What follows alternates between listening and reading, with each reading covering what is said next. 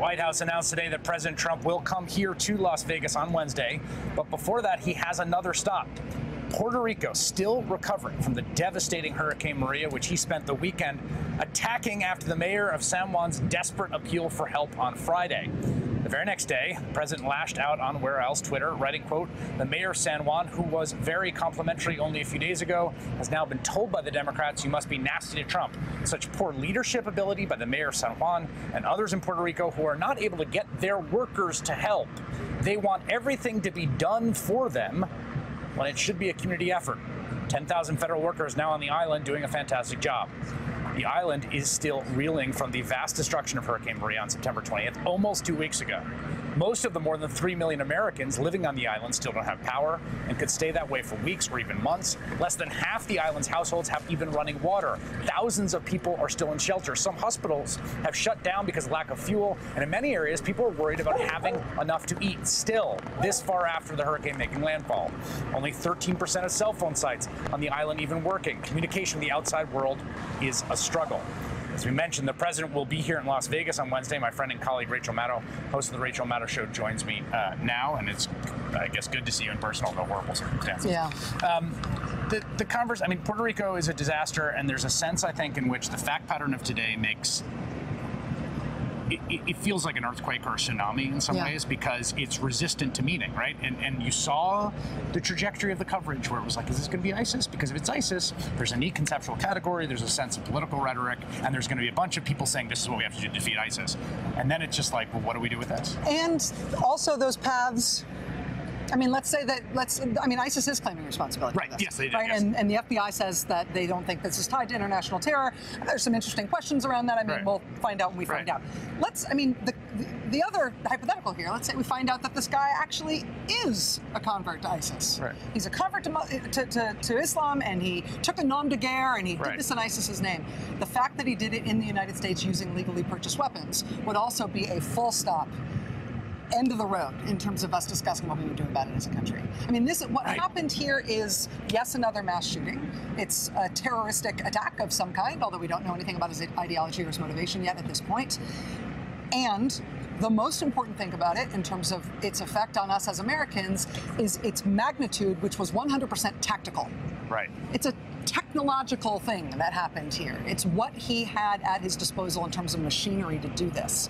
And we still can't address that as a country. Not that there's some magic thing that you can do, a neat, easy solution, but we still can't have a conversation about that in any way that follows the rational rules of argument. And there is also this sense, I mean, we're standing here, and I have to say, like, for people watching at home, like, the sheer magnitude of this and the horror of how far away he was from what he was shooting at, which doesn't strike you until you're up against the scale of it.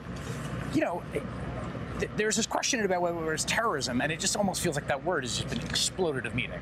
Because this was, if this isn't terrorism, then what the hell is terrorism? If, I mean, the sheer fear, terror, and panic that was imposed on the 22,000 people that were there, if that doesn't meet the definition, then, like, what the hell do we mean by the definition? Well, I mean, the point of terrorism is to achieve a political, ideological aim separate and apart from the carnage that you've caused. Whether it's by so infuriating the people who see themselves as compatriots with your targets that they lash out in a way that creates a convenient battle, or whether it's, you know, some other thing that derives from the crime itself, right? There's some tertiary goal.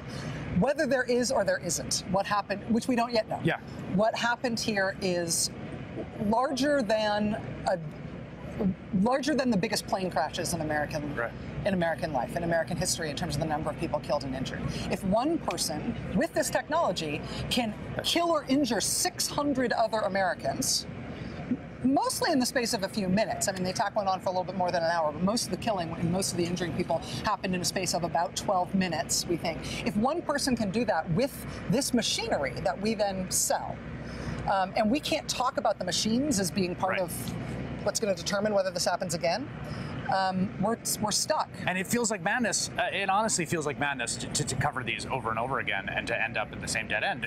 Particularly what you just said about airplanes. It's like we have a societal tolerance of risk of airplanes of 0. Yeah. And you know what we did? We made them way safer. And no one just shrugged their shoulders and said, well, people are going to die in airplanes and it's just going to happen. And like, we're going to bury a lot of dead and we're going to go to a lot of memorials and we're going to send a lot of thoughts and prayers. Actually, we just said, no, actually, we will not tolerate that. Our tolerance for risk from that thing is 0. Right. And you go to, I've now covered, I don't know how many I've covered, but in every one. And again, they're right. You know, I mean, the other thing is that like in the policy details, like who knows what the actual particulars of the weapon acquisition and what law would have stopped it, and there's this sort of counter argument you get immediately before anyone's even identified the fallen.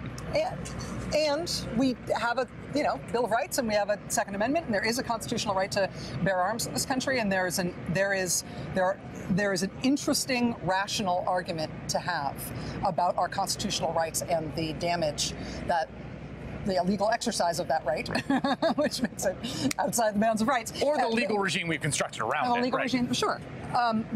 There's a rational argument to have about that, and there are policy options to derive from a rational argument about that. The problem is we cannot rationally discuss it. We can't get there. Not after Newtown, not after Virginia Tech, not after Pulse, not after this. And, some of those we call terrorist attacks, and some of them we don't. Right. The problem is not our ability to discuss terrorism. The problem is our ability to discuss guns. Hey there, I'm Chris Hayes from MSNBC. Thanks for watching MSNBC on YouTube. If you want to keep up to date with the videos we're putting out, you can click subscribe just below me or click over on this list to see lots of other great videos.